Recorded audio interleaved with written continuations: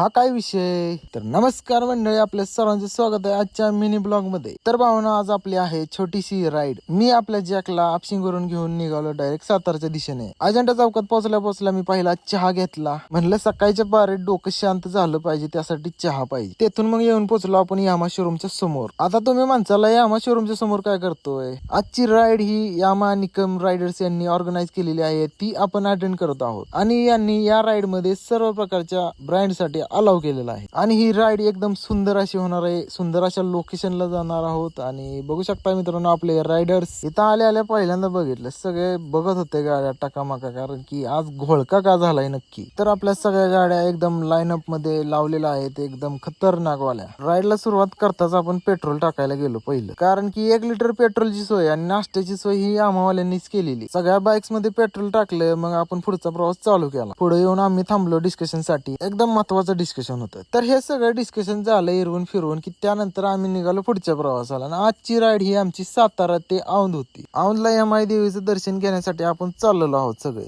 आणि आपल्या सोबत नाही म्हणलं तरी 30 गाड्याच्या आसपास गाड्या होत्या. तर मित्रांनो, तुम्हाला आवडेल का आमच्या सोबत राईड करायला? नक्की कमेंट मध्ये सांगा. आणि आपल्या इंस्टाग्राम पेजला पण फॉलो करा आणि युट्यूब चॅनलला सबस्क्राईब करा. तसंच मग आपण येऊन पोचलो औंध मध्ये. मग आपल्या गाड्या लाईनअप मध्ये लावायला घेतल्या, कारण की आपल्याला व्हिडिओ करायचे होते.